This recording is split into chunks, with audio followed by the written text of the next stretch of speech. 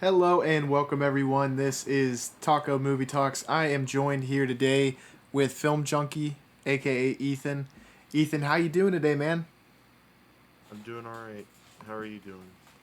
I'm doing pretty good. Have you been watching any good movies besides Everything, Everywhere, All at Once, and Crimes of the Future? I did watch Pink Flamingos by John Waters. Um, It's a it's very disgusting. unique movie, right? Yeah, it's disgusting. It's but it's a very it's not arbitrary in how gross it is. It's got a fun edge to it. So, I mean, do you find that like a counterculture kind of movement? What John Waters was going for? Absolutely, absolutely. That's like at the during the time that Pink Flamingos came out is when I think it's right around the time when porn, like mainstream porn, started to hit the mainstream. Hmm. Yeah, so Uh, that was and it was definitely looked at probably as like lowbrow entertainment. I would yes, assume. definitely. Do you think that's what his commentary was trying to kind of point out? Yeah, more or less trying to exceed the limitations con of the contents of a film and what you could get away with. Mm. So because um, you make films, which link down in the description. You can see Ethan's channel for analysis and short films. I guess, and this is probably not something you've thought a whole lot about, but if you were to try to do that in today's day and age, I mean, how would you even, what would be the counterculture of our current culture, I guess? I'm not very sure. That came out during a time where the MPAA just was fresh. It wasn't like an old concept. It was, I think, in 1968 is when the MPAA went into effect. Same year as Night of the Living Dead, and Pink Flamingos came out in 1972. So nowadays, you probably find stuff like that on something like Pornhub. Yeah. Yeah. Um, I do think that the stigma towards pornography remains, and I don't know. Maybe European cultures aren't nearly as stuffy about it as American culture, but it's always been a thing, and I think a lot of people bring it up that we are a lot more lenient towards violence as we are sexual content. Hmm. I wouldn't call Pink Flamingos pornography. I Mm-hmm. definitely wouldn't call it porno. It's just a very. It's an example of the times in which Pink Flamingos was made and what John Waters was trying to say with Pink Flamingos. Yeah, I haven't seen the film, but it's obviously very infamous. And there is a very infamous scene which the main actress, I think, does she eat dog feces at one point in the Yeah, movie? at the very end, she literally eats dog poop. And I think that scene is real. And maybe that's just perpetuated like a urban legend, but I've heard that That that is is real. real. No, that is real dog crap. So kudos for the commitment of the actress to really just go for it on on that. Yeah, divine. Divine was something else. Um, I mean spiritually, like how what do you think of that movie and what it was able to do in advancement of cinema? It's such a bizarre,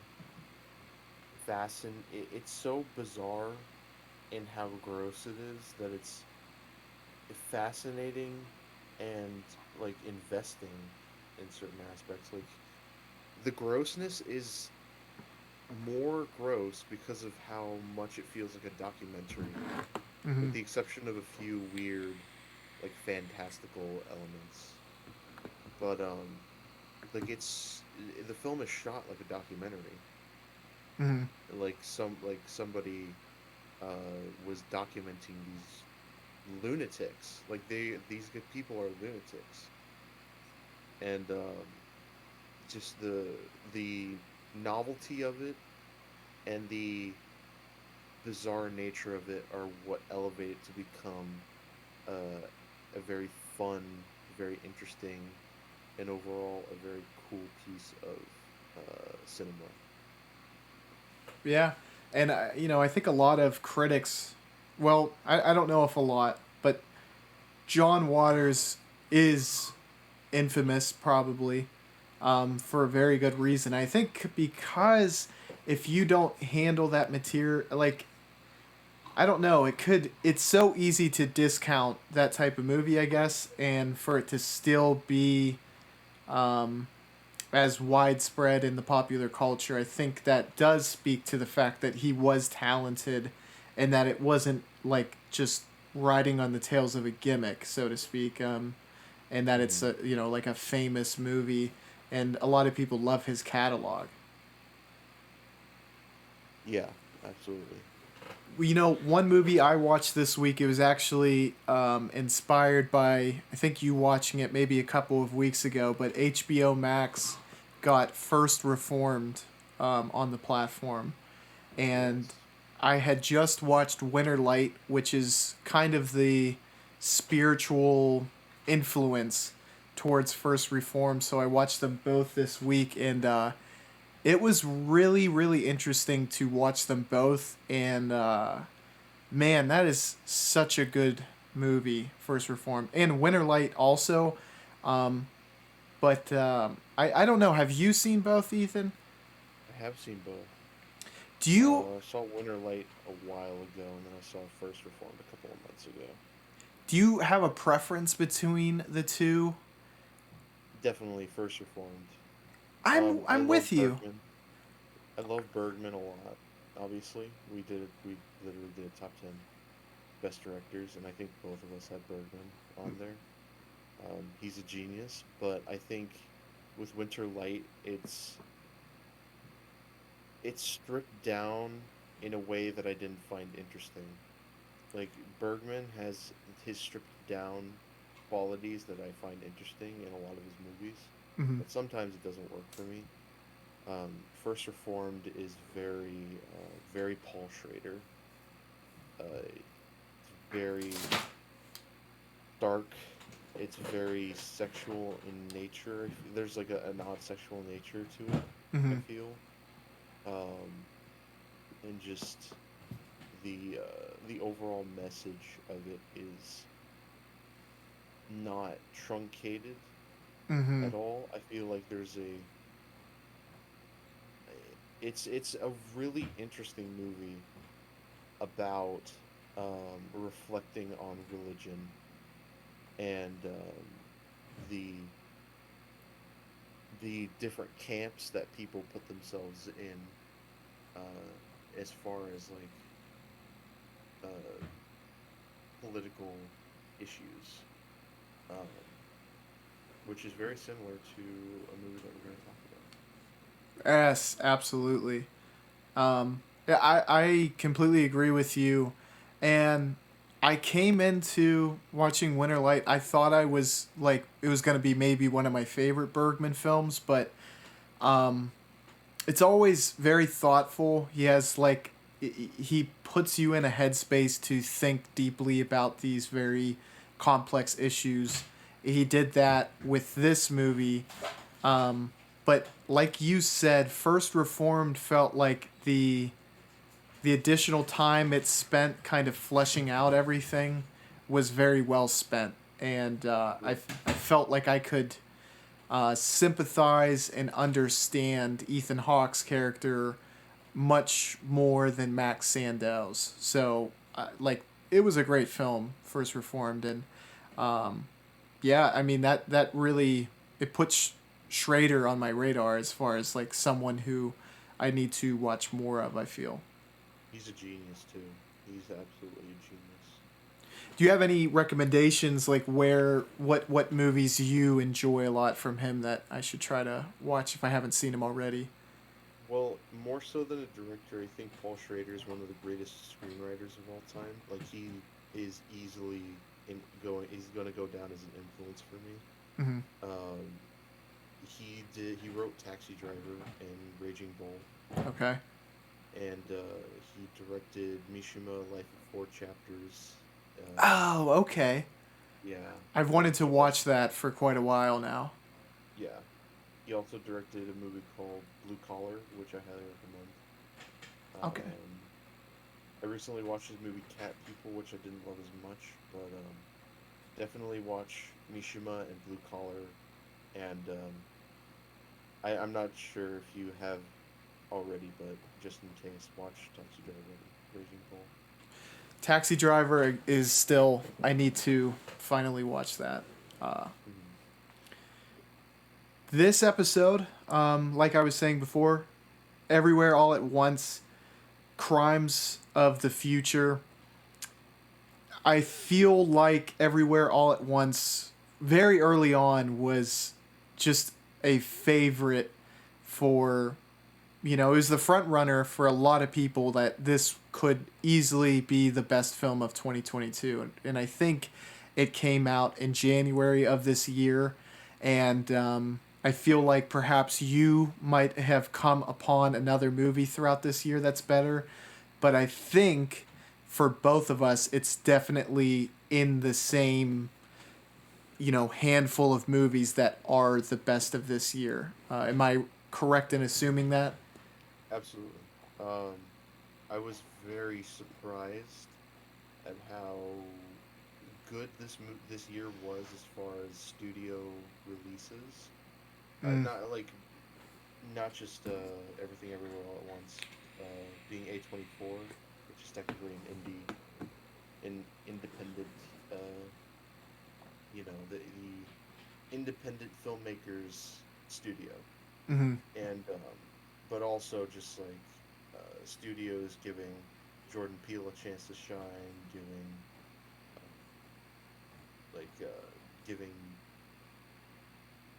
Robert Eggers Yes. chance to a chance to make a $90 million budget movie, and also the Batman being as great as that movie was. Um, so everything everywhere all at once, amidst all of that, is definitely up there with my favorites of the year. I wouldn't put it that far up though.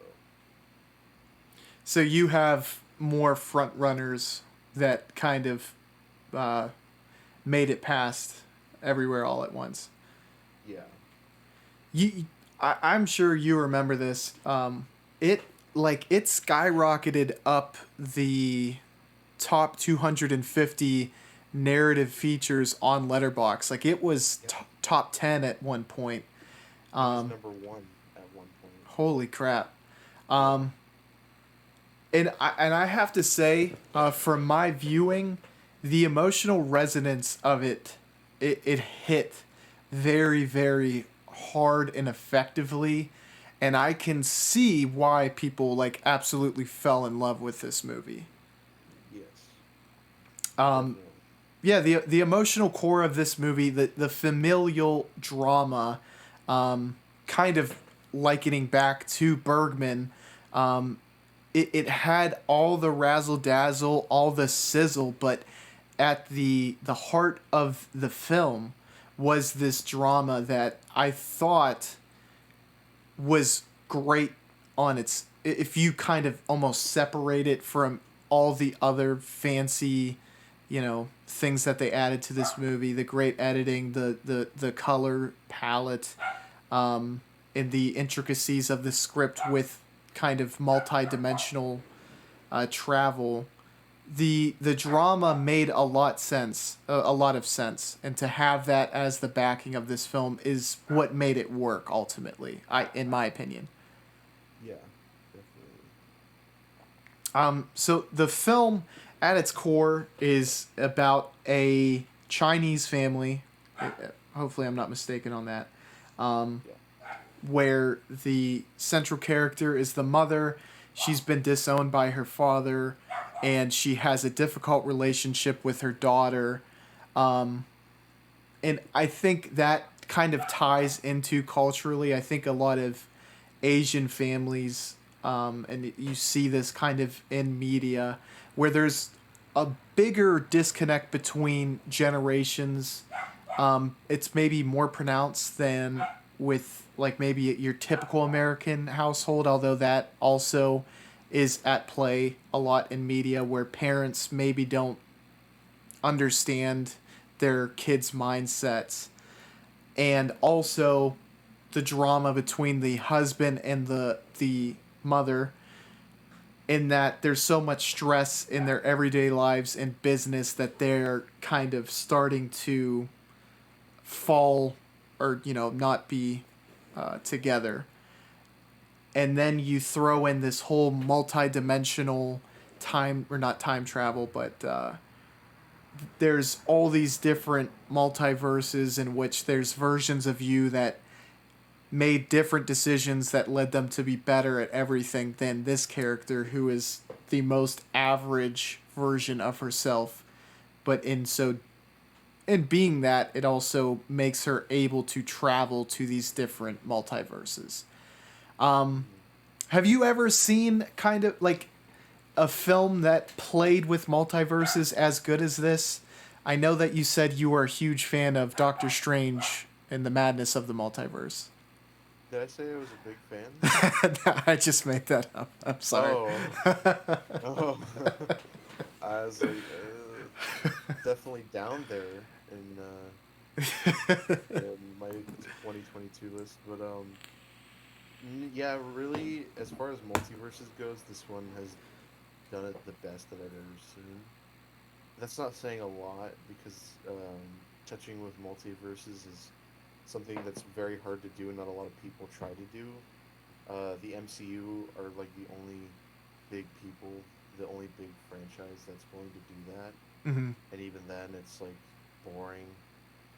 Because, you know, it took them like 35 films to get it to that point. But Everything Everywhere All at Once does it in a way that somehow by the end you're able to understand it. There's the scene where the the husband of Michelle Yeoh, um, who is Short Round in Temple of Doom, by the Ooh. way, he uh, Is that the guy who says Dr. Jones and he wears kind of a big baseball cap? yeah, Oh, he's a okay. small kid, yeah, Okay, and that's awesome. he gives Michelle Yeoh this huge tongue barf of an exposition dump, and I was like, oh, is this gonna work? Um, but at the end of the day, it did. You understand it. Yeah, I felt like it was pretty accessible, and it it was believable, um, and Yeah. in using that, it really allowed for them to have really cool aspects. Like I thought the martial arts was tremendous in this. That was like a Oh really yeah. cool thing that they were able to throw in. I don't know. Excellent. Yeah, somewhere I was looking at this film, and one of the tags for it was martial arts, and I was just really shocked that that would be something that was kind of linked to this film, but after watching it, it certainly is fitting. Yeah. Can you pause it real quick? Yep. And we will be back in just a second. And we're back.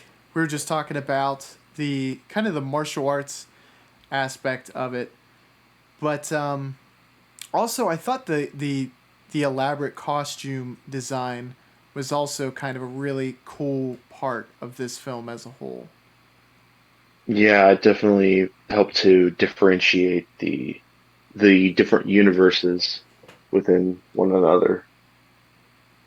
Yeah, and the daughter character they made like such a dynamic character, and it was really interesting to see the kind of evil daughter. It felt like a really great role for someone to have a great performance in it. And I thought the daughter did a really good job. Yeah, it's a really nice twist as well.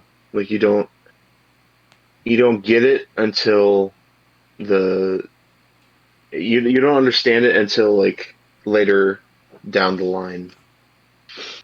Yeah, exactly. And kind of, getting to like the heart of the drama is that I think feeling like you aren't enough for your parents or that you're not enough for your spouse, the feelings that can get mixed up in that are very complex and can lead to like a lot of self-doubt. And that at the core of it was that's what hit me the hardest of this film. Yeah, definitely. Like especially, you know, not even as much the daughter, even though that felt to be obviously built up the most because that was the central conflict of the movie. But I felt like terrible for the husband because he is also trying, but his efforts weren't fully recognized by the wife. That might be kind of a not generous viewpoint of it all because obviously the wife was doing a lot. She felt like she was shouldering the majority of the responsibility, but him explaining that he isn't like an aggressive type of fighter, so to speak, but that he fights with kindness. Yeah, I was a blabbering mess by the end of this film. I don't like to kind of promote the fact that I cried super hard during this movie, but I'm not afraid to admit that I did. I did do that. In the words of Carrie Fisher, it's about family, and that's what's so powerful about it. I didn't mean to laugh, but when you said that, all I could think was Vin Diesel talking about family. Family. No, no, that's a joke Oh, okay. that's a joke that people use because she was saying that about Star Wars, which is kind of Oh, ridiculous. yeah, exactly. It's a family But movie. but Everything Everywhere All at Once is really a movie about family, and that is really what's so powerful about it. Yeah, exactly. Also, and I'm blanking on the actress's name, but she is the protagonist in Halloween. She was a pretty big character in this film as well. Yeah. Oh, Jamie Lee Curtis. Yeah. Yeah, yeah, yeah. I blanked on her name for some reason, but yeah, it was really neat to see her as her original role and then to be like her multiverse versions being like, martial arts experts. It was just kind of a Yeah. fun little gag. There's a lot of homages paid in this film. Planet of the Apes Yeah. was a big one, and there was definitely some other ones as well, which was nice to see. Ratatouille. Oh yeah, what did they call it? Raccoon Tui or something? I think so. It was Ratatouille, but with raccoons. That was a hilarious bit. Very funny film as well. Yeah, the Daniels are known for that outrageous brand of comedy.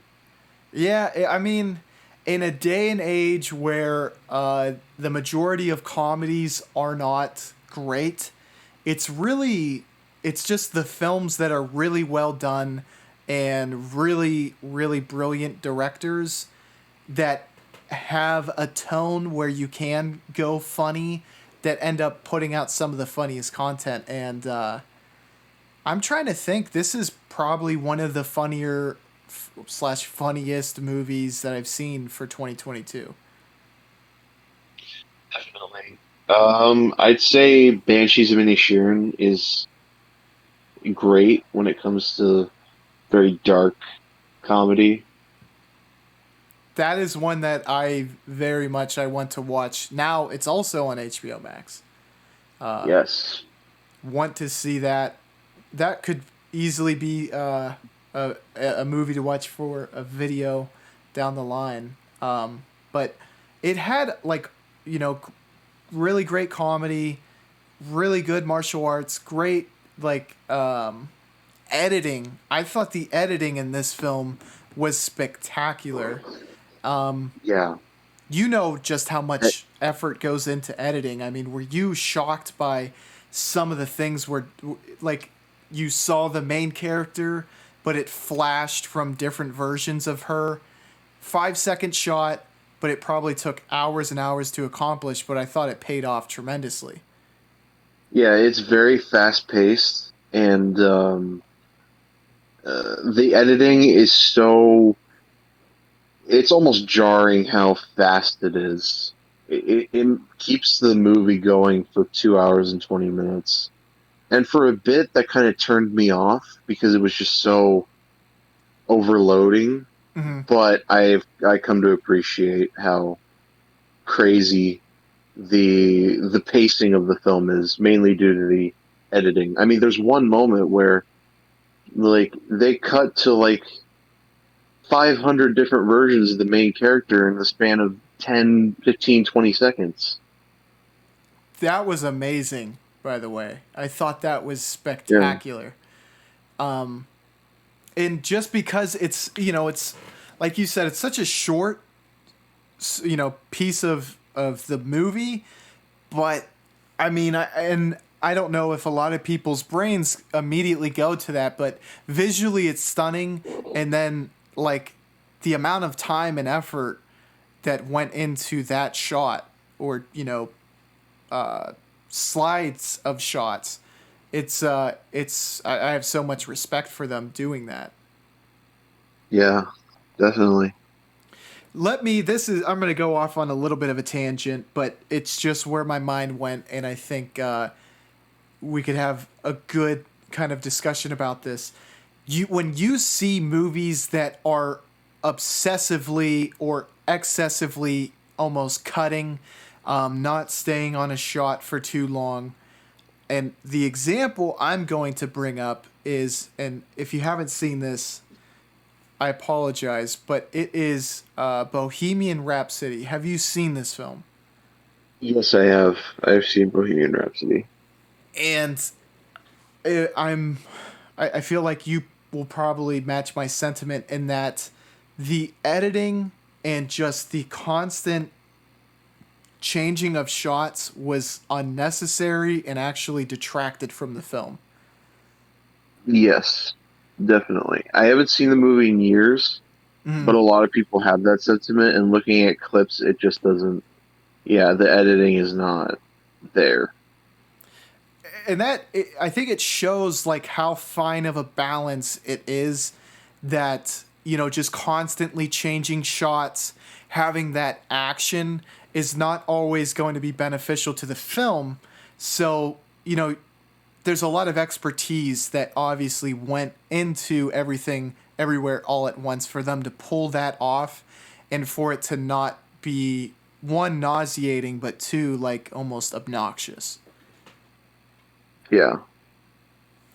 One thing you know, where my brain went, and maybe it was just because, I mean, I think there's a lot of parallels, but this felt like if you were to try to make a successful and interesting sequel to The Matrix, this felt like it had a lot of the formula to make that happen. Agree or Yes, it's disagree? very Matrix. Yeah, It's very, very much like the Matrix, and maybe but that also was. very unique. Oh, absolutely. I completely agree with that too. But It's no, go ahead. oh, sorry. The I was gonna say the only the outline of, I mean the basic, the bare bones structure of the Matrix is the thing that is taken from uh taken for Everything Everywhere All at Once, in that it's this normal person in this normal world who's uh, who comes to the realization that the world that they live in is not normal at all, and that there's something weird going on, and that they have to be the ones to stop them. And that's the basic structure of both movies. It's just that they're taken in completely different directions. Yeah, and I think I guess the reason why I thought that it would, like you said, because the basic, from A to B, it is super similar. But if they, expanding on, okay, this is a simulation to, okay, the actual world that we are in, there's a multiverse just like it. So, and I don't know, did you see the newest Matrix? I have not. And were you a fan of it if you did see it? I have not seen that movie. All reports I've heard, you probably saved yourself the hour and however long it is, because reviews have not been super good towards that film. I think it's I think it's 2.5 hours, I think. Oh, Yeah, it's 2.5 hours. I think you touched upon this everywhere. I'm just gonna call it EEAO. Um, Hmm. with the pacing of it, it did not feel very long.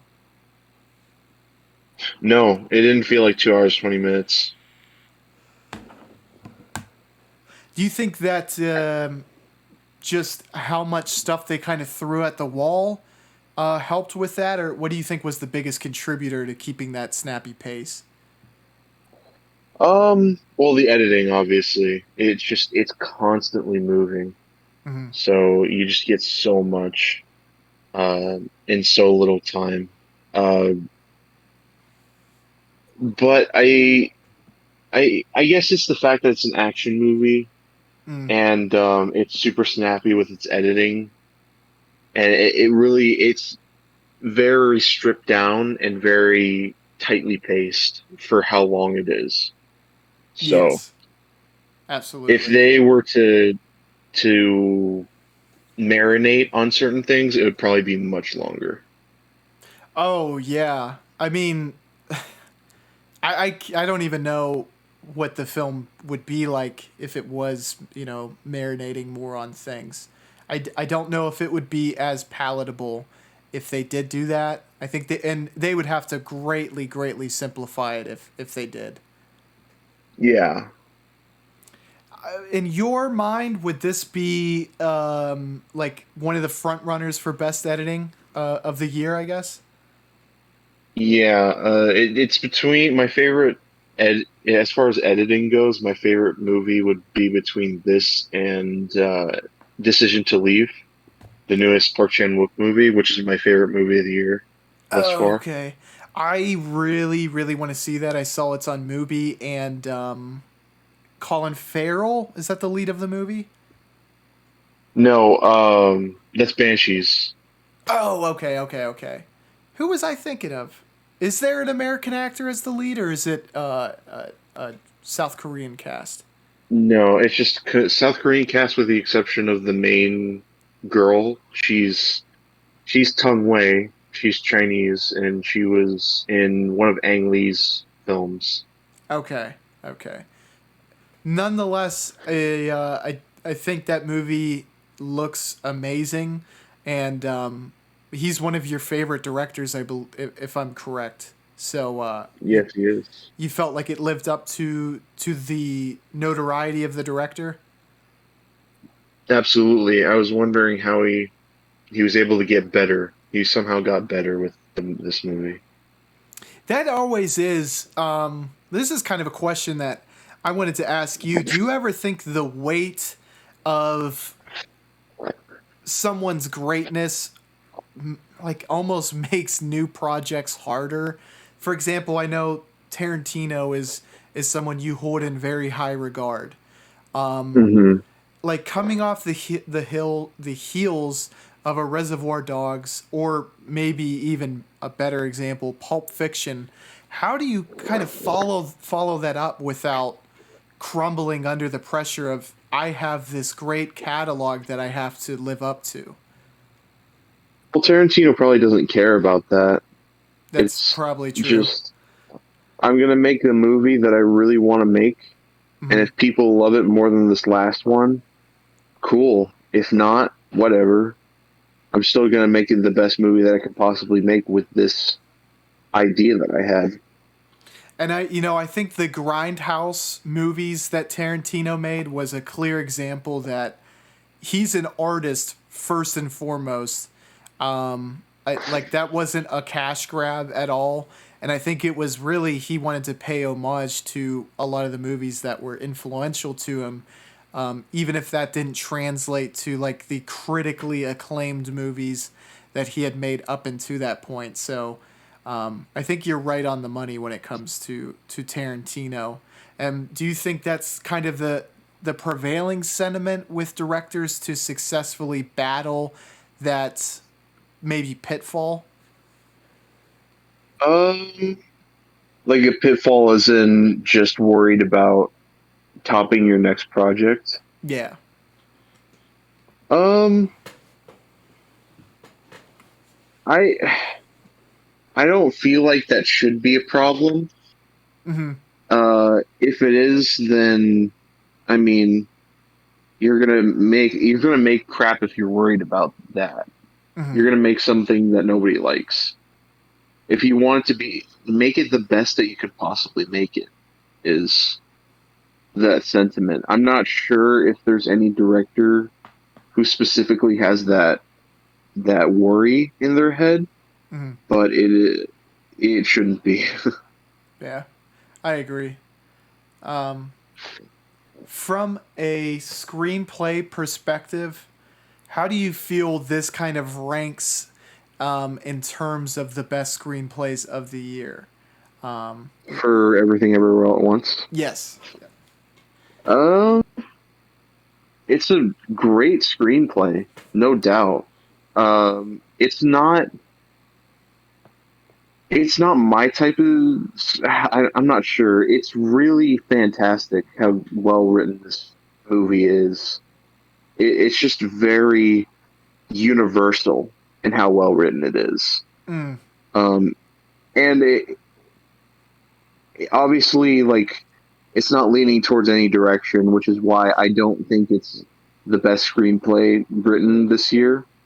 But it is a fantastically written screenplay. I agree with you, and I think this could, you know, there's a lot of picadillos from mainstream audiences, but I feel like this is a very accessible film, in my opinion. But I don't know, maybe my vision of what mainstream audiences like is a little bit off. But this is something that I think a lot of viewers could instantly resonate with and understand. Um, I have seen recently, weirdly enough, there's not like a huge amount of criticism, but a decent amount of people are kind of just not enjoying this film. Um, do you see where they're kind of coming from, or maybe I don't know what the basis of that is, or do you just kind of completely disagree with that, or you know? Well, I just think it sometimes it can be too much, Mm, which I could understand. It could be too much because initially that's what I thought, but the more I thought about it, the more I enjoyed it and I wanted to come back to it. I agree. It definitely does throw a lot at you. Um, and I don't know, maybe this is also the case for you, but I think the simplicity of the drama was solid enough for it to kind of bring me back to earth, and that's what kept the train on the rails, so to speak. Did you feel that way as well?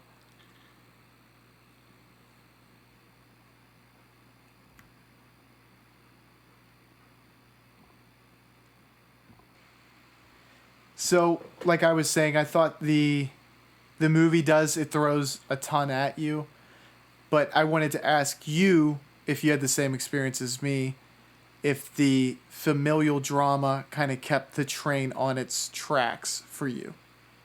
Yes, it is the grounded sort of uh, scaffolding that holds all this together. Absolutely. Ethan, what were some of your final thoughts on this movie as well as your rating? Um, I thought that it was a very beautiful film with a lot of heart, and it's definitely one of the best movies of the year. Less out of love and more out of admiration and respect for it. It's still a fantastic movie, and I give it a 9 out of 10. So, yeah, you pretty much took the words right out of my mouth. I agree with everything that you just said, and I am right there with you. 4.5 out of 5. Um, and there's a lot of movies that I'm looking forward to that could dethrone it, but as of now, it stands as my highest rated film of 2022. But I have not seen some of the greats. This is probably the first great movie I've seen so far. The next movie we watched, this is David Cronenberg's latest movie, which is actually a remake of one of his earlier films.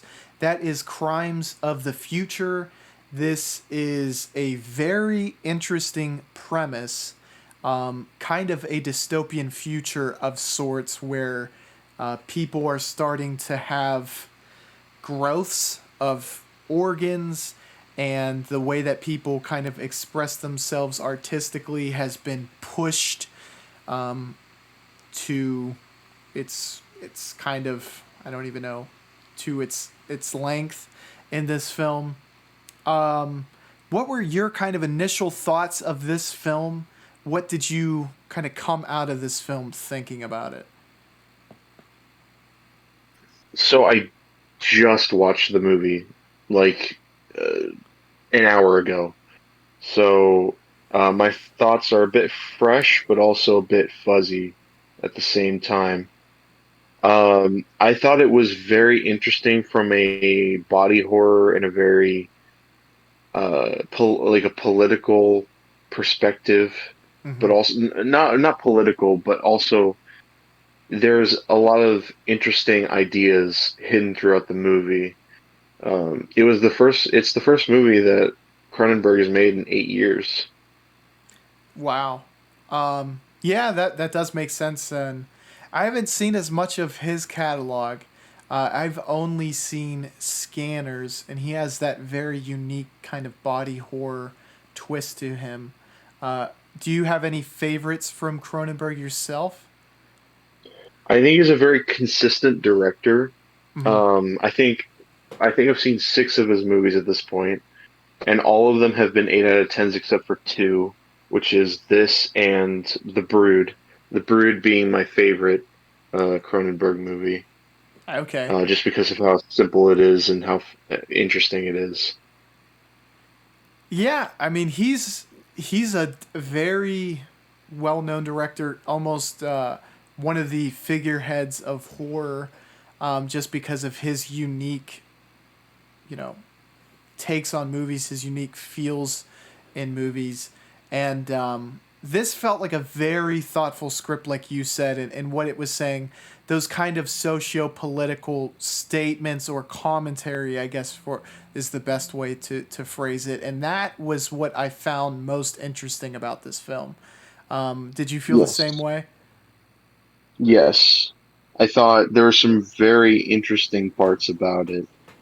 Um, the film is almost my theory is I'm just gonna go ahead and get into my theory. To me, the film felt like a metaphor of artistic expression Mm-hmm. and the future of it, Mm-hmm. of the way we artistically express ourselves. But obviously, that's probably not it because it's not that part's not subtle at all. It's about someone who views the surgery and displacement of their organs as art or a performance. And at the very end, there's a shot of Viggo Mortensen in a very similar reminiscing shot of the Passion of Joan of Arc from 1928. Mm. What scene was that again with Vigo? The the final shot, the very final shot, is a reference to Passion of Joan of Arc. Was that the one right after he ate the plastic candy bar thing? Yes. I got you. Yes, and that was like I was kind of shocked that that was where the movie ended. You felt like they were gonna continue the story along. In hindsight, I kind of like that it ends it there because it leads you to take the story with your imagination after the fact. Yeah, definitely. But As far as filmmaking goes, this is Cronenberg's weakest, in my opinion. I, not having seen a lot, but just because I've seen this film, I can kind of see, yeah, it's not terrific from that standpoint. Um, the dialogue is pretty bad in a lot of areas. Mm-hmm. Um, there's some okay dialogue, but for the most part, it's pretty bad. Um, the acting is fine, um, but there's some like green screen and CGI that just does not look good, really. Yeah, that might be the biggest surprise for me, just because the director Cronenberg is so well known for body horror, and I think a lot of his success has come from practical effects. I wish they probably would have led more into that, because the scenes with practical effects, the artist with his face being sewn shut and the ears all over his body, that was really neat. When you Yeah, saw Vigo's internal organs, that looked, I think it was practical, but maybe they had me fooled. But I would be surprised, because there was times where people were being cut and you could tell it was CGI, and it was pretty weak. yeah, And like, you don't expect that from someone who really specializes in something where practical effects is so paramount to the success of it. exactly. But all the commentary that he made, it did clean up a lot of the mistakes that I think we both noticed. And I think you were touching on a really good point, where he's kind of breaking down where the future of expression could go. And I think it's really relevant to Cronenberg himself, because in the horror genre, I think things have been progressively pushing forward and forward. Yeah, As far as like how gory can we take this? What's the next frontier, so to speak? Because we've gone about as gory as you possibly can go. exactly. Well, yeah, the entire movie is about evolution, Yes. the evolution of the body and the evolution of how we live. But it's done in a extremely different way from really most other movies. Yeah. I mean, it felt like it didn't feel ham-fisted in the way that it got its message across. But I don't know. Maybe you feel differently. What did you think about the subtlety of its commentary? I didn't think it was subtle at all, unless I was missing something as far as like something deeper in there, but I can't really tell.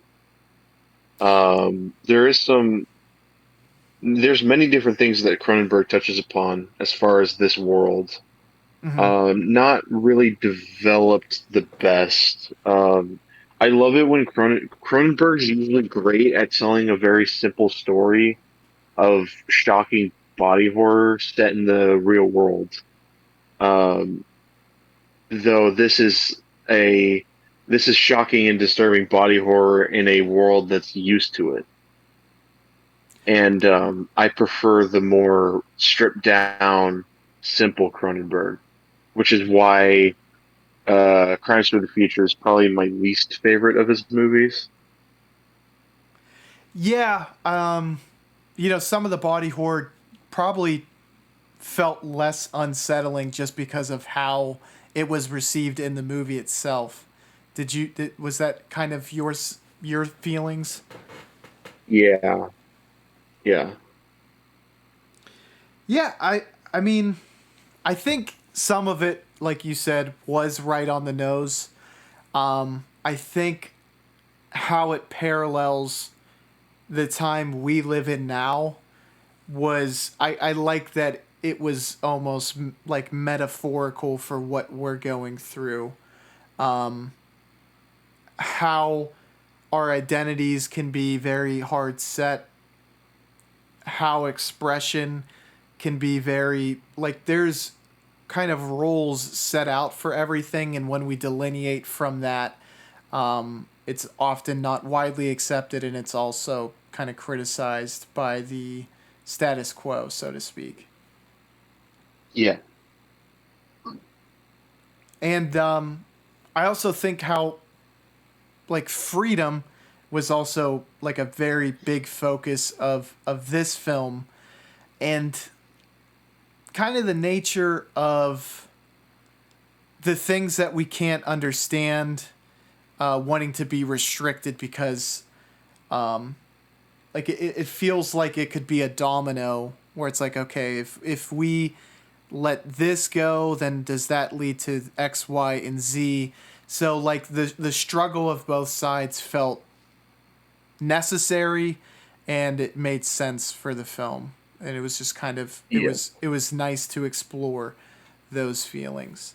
What were some yeah. of like the things that you thought detracted, aside from this maybe being too grand a story for what Cronenberg usually excels with? Um, I think that to go back to what I meant by a lot of the points were very underdeveloped.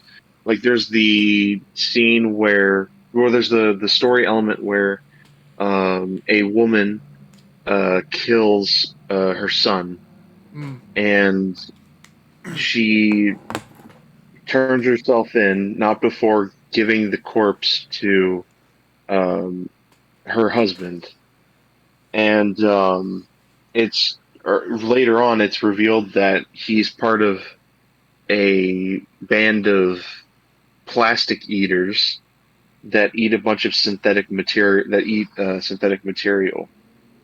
Mm-hmm. and it I to me that was underdeveloped, but there is something interesting there. Mm-hmm. Also, another thing that was underdeveloped is Kristen Stewart's character and the other doctor that she was with. I don't know if it was a doctor, but the other person that she was with. I think they were underdeveloped characters I that just disappear from the rest of the movie. I agree, because they were a bit of an anomaly too. I didn't know quite what they were representative of, and it might be Yeah. because they were so underdeveloped. Because Kristen Stewart ends up kind of sabotaging the. I'm trying to find the word when they were performing on the son's corpse. she was responsible for kind of sabotaging that whole performance, and also it was supposed to kind of be the reveal of this new species, for lack of a better term. It didn't Yeah. it didn't feel consistent with the way she had been written up into that point. More or less. Yeah. Um, I think, I just think this movie's too small for an idea of this grand. Um, it's not a very long movie. It's only 107 minutes, which is longer than a lot of Cronenberg's movies, but it's pretty short, Mm-hmm. for a an epic scaled movie such as this idea is supposed to entail. Mm-hmm. So I feel like it just felt under as a whole it felt underdeveloped. Yeah, I think you touch upon a really good point, because this had I guess the ideas that could have made a masterpiece. Is that Yeah. and had they expanded upon it and maybe more thoroughly explored those ideas, it very well could have been great. But I enjoyed the introduction of those ideas. That was my biggest takeaway, and I think Vigo's performance was another one of the highlights of the film. But aside from Hmm. that, it was lacking in a lot of different areas. Not extravagantly so, where it made it a terrible film. I don't want that to be the No, but it's not a bad movie at all. yeah, exactly. But it could have been better, I think, is your sentiment, and I think I do agree with that as well. Hmm. So, what was your final thoughts on this movie as well as your rating? Um, my rating is a 6 out of 10. I thought it was a really interesting idea that could have been great if Cronenberg uh, put more time into developing the world. Yes, I agree. I thought the points that he did make, it led to a lot of thought on my part, like about expression, freedom, pleasures, and then I think it also ties into to media, then probably very personally to Cronenberg. But I do agree there was a lot of shortcomings that you know stopped this from being possibly one of the greats of this year, but also in horror in general. One of my questions that I wanted to ask, and I think this will be an easy question for you based on your letterbox, but there was some weaker entries for horror, but there was also some very strong entries. Where does this kind of rank in your 2022 list of horror films? Um, yeah, 2022 is a very interesting year for horror. We got a lot of different types of horror. I'd say it goes above films like uh, Terrifier 2, absolutely goes above Smile, of course. But really, every single thing that I've watched this year goes above Smile. I hate that movie so much.